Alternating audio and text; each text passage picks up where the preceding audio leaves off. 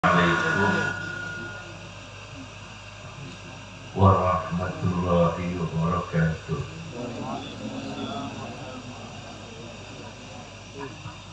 Bismillahirrahmanirrahim. Ar-Rahman allama al-Quran. Khalaqal insana 'allamahul bayan. Allamal insana ma lam ya'lam. Innama yakhshallaha min ibadihil ulama. Dzalika liman khasyya rabbah. Nusalli wa nusallimu ala Muhammadin wa ala alihi wa sahbihi ajma'in, amma ba'd. Yang saya muliakan dan saya hormati para habaib, para sadah, para ulama, segenap para kiai, alumni dari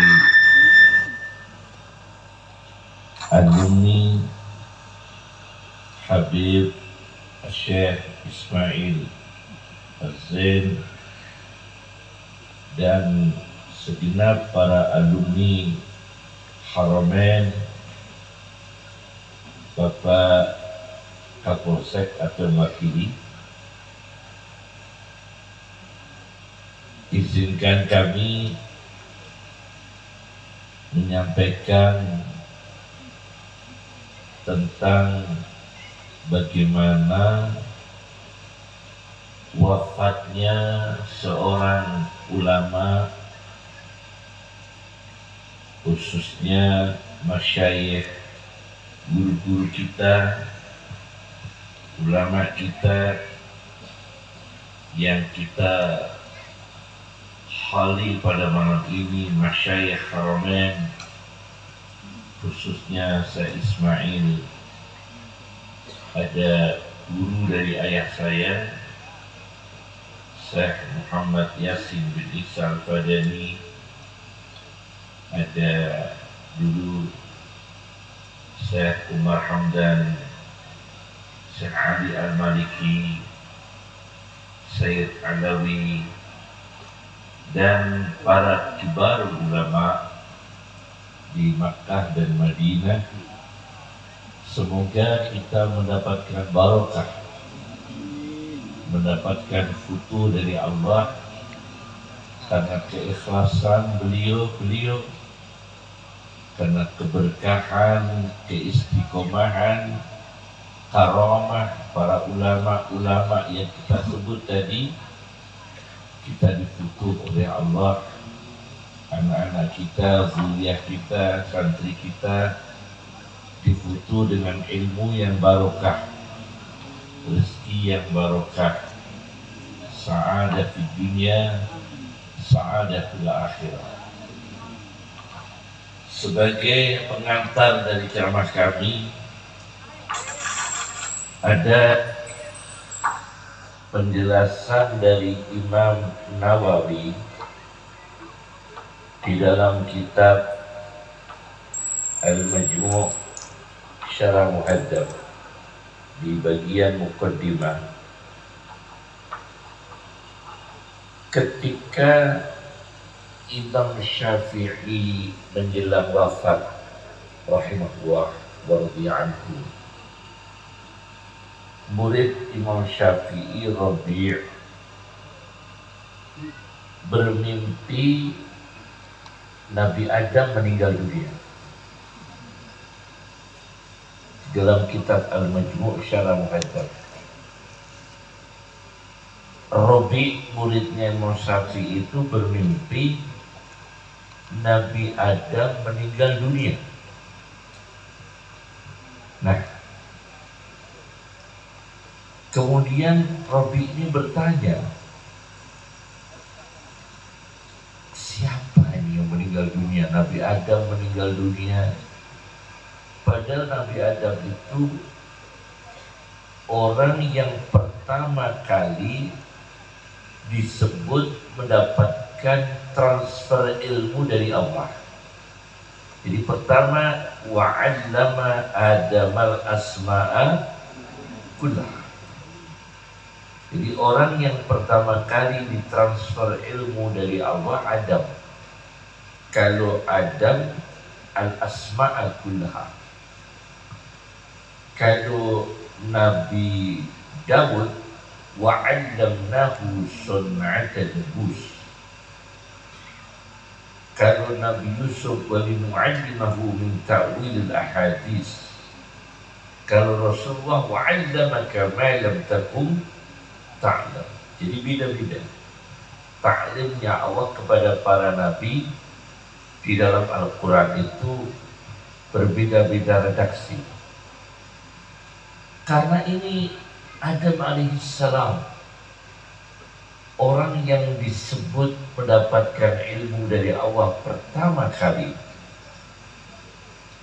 Siapa yang dia wafat? Ternyata tidak lama kemudian Al-Imam Syafi'i meninggal dunia. Jadi wafatnya Imam Syafi'i itu diperlihatkan kepada Rabi dengan isyarah, ditunjukkan mimpi dengan wafatnya Nabi Adam alaihissalam. Kemudian di dalam kitab Majmu' itu juga dijelaskan ketika Imam Syafi'i wafat, ada orang bermimpi wafatnya Rasulullah SAW. Ini karena wafatnya ulama besar, wafatnya orang soleh yang besar, namanya mautul alim, wafatnya orang berilmu. Kemudian saya baca lagi di dalam kitab Jami'u Bayanil Ilmi wa Fadlih karya Ibnu Abdul Bar. Jami'u Bayanil Ilmi wa Fadlih karya Ibnu Abdul Bar. Sufyan As-Sawri ketika beliau bertempat tinggal di Asqalan. Asqalan itu kalau dilatinkan Pak Polisi Askelon. Askelon itu ditranslitnya dulu Palestina, sekarang ikut Israel, dikuasai Israel. Tempat lahirnya Ibnu Hajar Al-Asqalani. Asqalan atau ditulis Askelon. Sufyan As-Sawri bertempat di sana. 3 hari tidak ada orang ngaji. 3 hari kok tidak ada orang ngaji? Maka Sufyan As-Sawri bergegas pindah. Saya sudah tidak mau lagi bertempat di Asqalan, karena saya ini sudah 3 hari kok nggak ada orang ngaji saya. Ini berarti tempat mautul ilmi. Ilmu sudah mati di sini. Kalau tadi mautul alim, kalau ini mautul ilmu. Ulamanya masih hidup, ilmunya nggak dicari. Kalau tadi ulamanya yang wafat. Kalau ini Sufyan As-Sawrinya masih hidup, orangnya tidak mencari ilmu pada Sufyan As-Sawri. Maka Sufyan As-Sawri bergegas meninggalkan Asqalan karena beliau membaca ini daerah yang ilmu mati, mautul ilmi. Ini juga ditulis oleh Al-Ghazali di dalam kitab Ihya Ulumuddin, cerita ini. Berarti ada 2 hal, mautul alim dan mautul ilmi. Wafatnya ulama atau matinya ilmu. Kalau ulamanya masih hidup, kita nggak ngaji, berarti mati ilmu. Kalau kita mau ngaji, ulamanya sudah settle, sudah kabundut, mautul alim. Nah, dua hal ini, matinya ilmu dan wafatnya ulama itu berbahaya pada keselamatan alam semesta, beresiko pada alam semesta. Kenapa demikian? Karena di dalam Al-Quran alam semesta itu disebut alamin. Alamin itu disebut 73 kali dalam Al-Quran. Kata alamin, alam semesta itu disebut 73 kali. Ada wahudan lil alamin, ada rahmatan lil alamin, ada ayatan lil alamin, ada zikrun lil alamin. Ini semua membutuhkan ilmu dan ulama untuk terwujudnya wahudan lil alamin, petunjuk bagi alam semesta. Kalau Al-Qur'annya di situ disebut Ka'bah, yakni untuk persatuan umat Islam, kerukunan umat Islam, kedamaian manusia, rukunnya para ulama, rukunnya para kiai, rukunnya umat Islam, damainya, tentramnya. Ini membutuhkan ilmu dan ulama. Kalau ulamanya ini membawa hidayah, maka insya Allah alam semesta ini mendapatkan hidayah. Kalau ulamanya ini membawa kesesatan, alam bisa ikut sesat. Kenapa demikian? Karena ada a'immatan yad'una ilan nar, pemimpin-pemimpin yang mengajak manusia pada api neraka. Jadi kita butuh sekali ulama seperti Masyayikh Makkah, Masyayikh Madinah, Syekh Ismail. Kemudian kalau Syekh Ismail ini eranya kan Ustaz Kiai Ali Mas'adi. Syekh Ismail ini eranya Syekh Yasin ya kalau usianya. Undang-undang Syekh Muhammad Yasin bin Isa Al-Fajri ya. Kalau ya sekitar itu ya.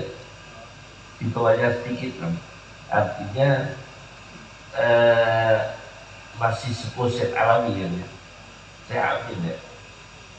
Iya, artinya beliau kan segenerasi itu ya gitu, segenerasi dengan Syekh Muhammad Yasin bin Isa Al-Fadl. Itu dibutuhkan barokahnya, ilmunya, kemudian keikhlasannya, keteladanannya, akhlaknya, adabnya. Itu alam mendapatkan hidayah. Karena lidah-lidah beliau ini tidak pernah berkata kotor, tidak pernah menggunjing. Apa yang keluar dari lidah beliau hanya ilmu. Apa yang digerakkan tangan beliau sedekah. Apa yang digerakkan bibir beliau kalimat thayyibah. Apa yang digerakkan kaki beliau berjamaah silaturahim. Maka universal, utuh seluruh perilaku ulama seperti ini hudan lil alamin, membawa hidayah pada semesta alam. Ini yang pertama.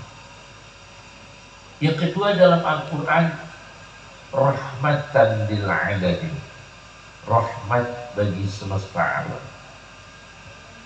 Subhanallah. Memang rahmat itu kasih sayang.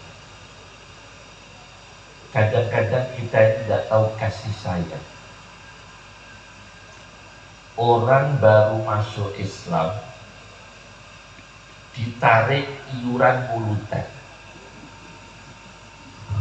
Baru masuk Islam ditarik iuran mulutan. Habis itu ditarik iuran istighosah. Habis itu ditarik iuran ziarah wali songo. Habis itu ditarik iuran intihak. Baru masuk Islam. Lama-kelamaan dia mikir, kok makin habis kok saya. Karena ini kita tidak mempraktekkan ke depan mereka itu rahmatan lil alamin. Ada lagi, saya pernah Kiai Rafi'i ikut sholat jenazah yang tahlil itu 1 jam 10 menit. Yang tahlil itu 1 jam 10 menit. Jenazahnya belum diberangkatkan. Itu beruntung yang baca tahlil gak jadi jenazah. Jadi kalau kecapean kan bisa ikut jadi jenazah. Karena lamanya ini tidak memikirkan rahmatan lil alamin, menyayangi umat. Kadang ada lagi orang awam nggak bisa tajwid, baca Fatihah belum benar. Kita memfatwakan kepada dia, sholat kamu tidak sah karena Fatihahmu belum benar. Tapi dia sudah berusaha belajar, tapi belum bisa. Lalu kita fatwakan, Fatihahmu masih salah, sholatmu percuma, sholatmu batal. Dia akhirnya gak sholat. Nah ini seperti inilah kadang-kadang kita tidak rahmatan lil alamin. Masya Allah. Tapi kalau Rasulullah SAW luar biasa. Nah, dicontohkan oleh para ulama sebesar Syekh Ismail, Syekh Muhammad Yasin bin Isa Al-Fadani, Syekh Alawi, dan lebih seniornya lagi Syekh Umar Hamdan, Syekh Ali Al-Maliki, lebih seniornya lagi. Kemudian kalau orang Jawa, Syekh Bakir Al-Jujawi di Mekah, Syekh Bakir Al-Jujawi. Kemudian Syekh Mahfud Termas, kemudian Abu Bakar Syato, kemudian Ahmad bin Zaini Dahlan, kemudian Adam Yarti dan sebagainya. Itu semua beliau menerapkan kasih sayang pada umat. Rahmatan lil alamin. Yang ketiga, ayatan lil alamin. Ulama yang menjadi tanda keajaiban alam semesta. Ini penting. Ulama menjadi keajaiban alam semesta. Sering saya cerita, kalau Imam Nawawi jari-jarinya yang keluar cahaya. Kalau Imam Rafi'i yang bercahaya pohon. Jadi kalau pas nyala kitab, pohonnya nyala. Syekh Imam Rafi'i yang punya kitab Al-Aziz Syarah Al-Wajiz, Al-Aziz Syarah Al-Wajiz, yang punya kitab At-Tadwin fi Ahbari Qazwin. Ini kalau ngarang kitab, pohon nyala. Kalau Imam Nawawi jari-jarinya nyala. Nah kalau kita tidak, lampu sudah nyala dimatikan karena nggak ngaji.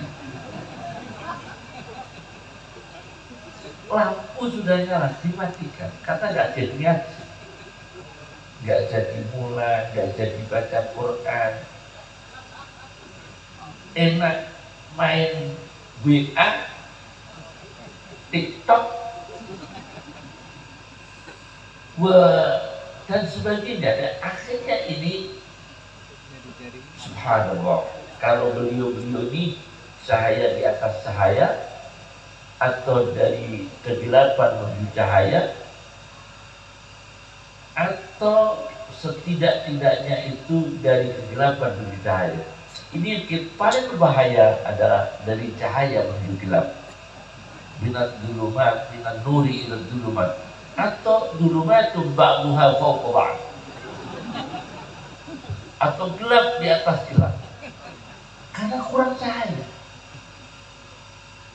Oleh karena itu, kita generasi yang diberikan amanah oleh Allah untuk melestarikan ajaran Ahli Sunnah wal Jamaah yang diwariskan oleh para ulama-ulama kita. Subhanallah, apalagi dari kapal kuda, mulai dari Kiai As'ad, Kiai Zaini, Kiai siapa itu, Hasan Ginggong, dan para ulama sekaligus para aulia dulu di Bangkalan, dan para ulama dan aulia banyak sekali. Nah, kita ini yang masih muda melanjutkannya apa? Yang paling tidak kita ini melanjutkan ada tanda-tanda keajaiban Allah untuk alam semesta. Ekspresikan. Kalau kita punya ilmu, berkreasi dengan ilmu. Kalau kita punya uang, kita tampakkan amal kita dengan uang, artinya sedekah. Nah, ini kadang-kadang enggak. Ngajinya di Mekah, ini mohon maaf, di Mekah 5 tahun enggak ngaji sama sekali. Ada. Ini kita juga prihatin baratnya. Di Mekah itu 7 tahun enggak pernah buka kitab. 5 tahun itu generasi yang akhir. 5 tahun sama sekali nggak buka kitab. 7 tahun di sana nggak buka kitab. Karena apa? Travel umroh.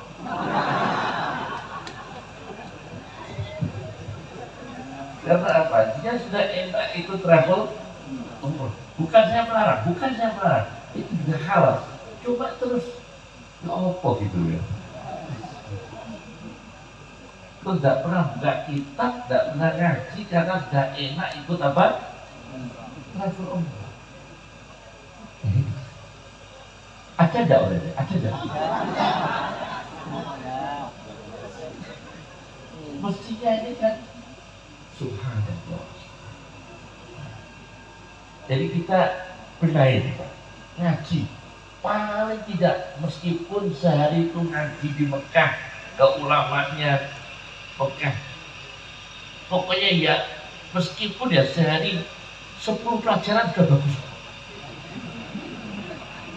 10 pelajaran sudah bagus. Masya Allah, kalau saya ikut travel, apalagi jual beli kambing, aduh.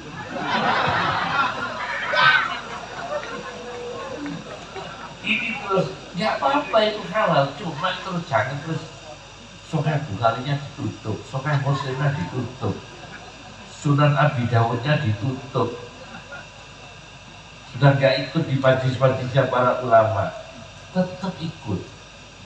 Nah, ini ayat lil alamin, karena beliau-beliau ini tanda keajaiban alam.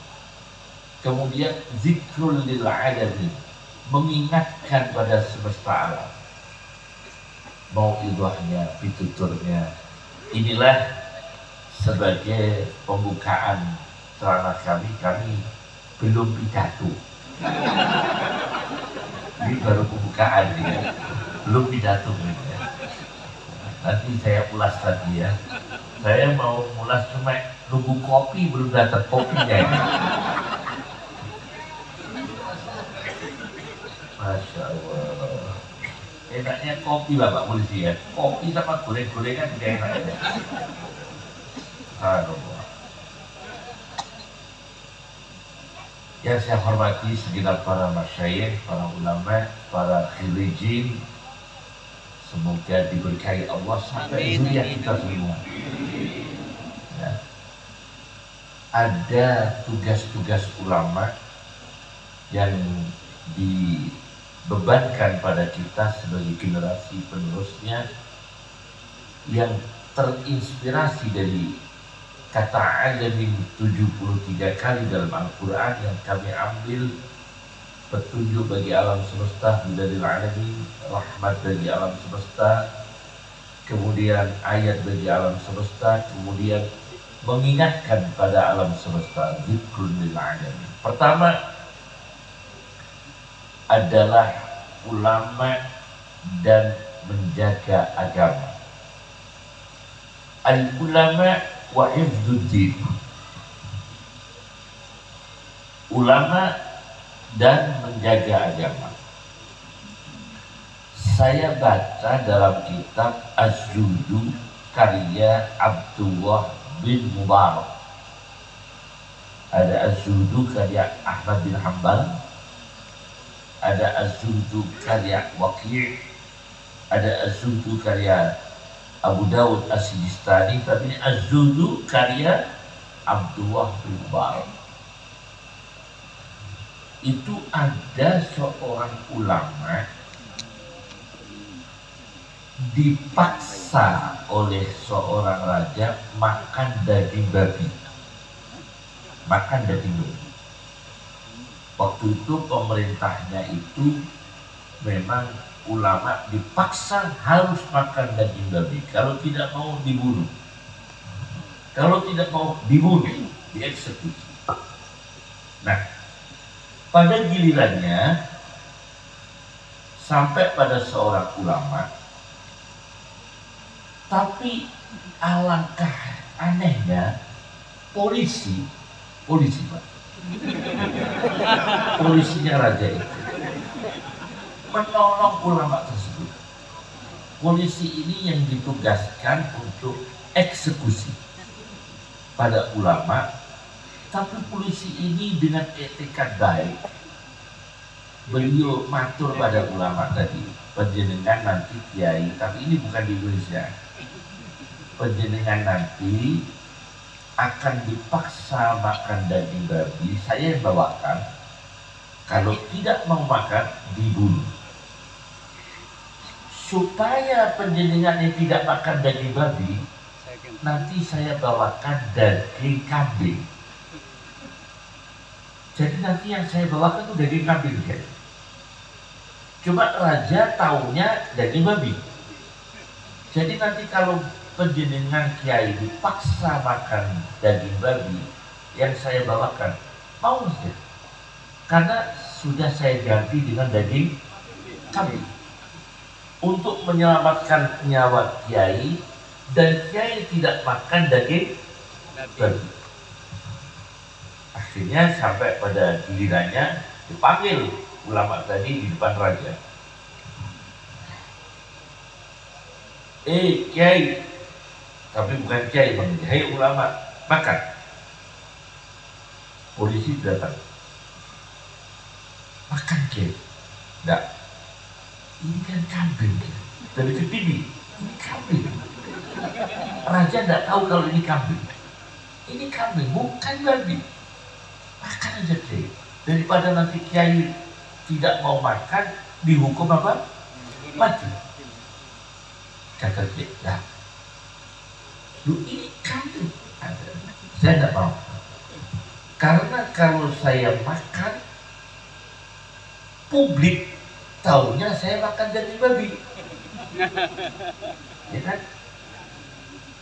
Karena orang-orang nggak tahu kalau ini kambing.